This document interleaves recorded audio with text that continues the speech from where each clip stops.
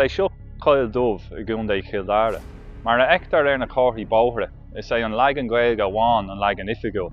Cé go léon roinnt a bhaint na háta Blackwood go fáil. Tá sé meas dornán bailte bhfuil anam oifigiúil an Gaeilge amháin atá lasmuid an Ghaeltacht. Ach cén fág ar beolaí an scéal. Tá stair himiúil I buint leis an sráidbhaile seo.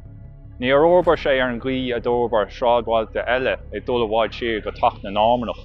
Tógadh Coill Dubh as an nua, mar eisimláir de sráidbhaile sna 1950 chun freastal ar ibrithe de chuid bhord na móna. I dafydd Comisiún Béile sa Éireann deirtar go bé a bhí ann ná sráidbhaile a thóg bord na móna agus baistú Coill Dubh.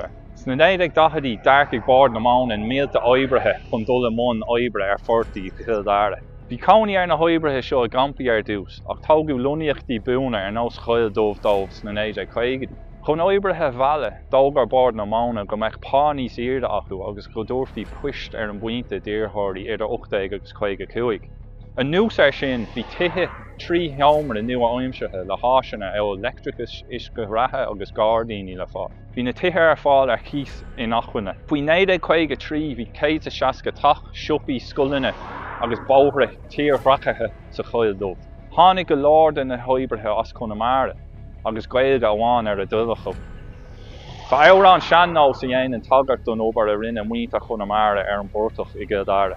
Thuairis go Irish Press in 1953 go nuairt stúrthóir bord na móna ag an am C.S. Andrews ag seoladh oifigiúil an sráidbhaile gur ainmniú é mar Coill Dubh chun tuairt le fios go raibh an bord dóiríre chun an Gaeilge a chuir thar neis mar go náthanga I méile na níní. Bhí rathair an sráidbhaile I dtaobh an áis agus na tionsclaíochta de morabunnan agus sráidbhailte eile sa stát a bhí ag dul in éig an taim sin. Le linn na 1950 bhí go leor ceantar thuaithe á bháinú de bhar na heisimeacha, ceantar san níorthar agus na Gaeltachtaí ach go háirithe. Meastar go raibh cheart ar leibhinú an duine an stát an trá sin, nó 15 fan géad an daonra. Mar sin, céir a léiríonn an sráidbhaile beag eisimlárach seo. Fiús na 1950 nuair a bhí an stát ar an gceann chuid, bhí an tilpholaitiúil le an luniachtaí Coill Dubh a thógáil agus anam díchomhlíonnithe Gaeilge a chur orthú. Mar sin féin is cosúil go neachaigh an Gaeilge sa ceantar in éig go sciúpaí, or níor tugadh ard a cheis na teanga mar a denú I Rathcairn agus meascú muointe Conamara le hibrithe a bhí béarla amháin acu as Roscommán agus Blacklia. Scríb Marty an O'Coin in 1970 nár thóg an stát irid is bóthar nú sreathithe amháin go bhféadfadh luch leabhartha na Gaeilge marachtáil ag anga iontu. Bhfuil sé go dóg bhí baile de Gael in níireacht do Blacklia. Ach níor bheann don tilpholaitiúil le linn ama I Coin agus ní ann dá in níis a lehéad de bhart a chur agrích.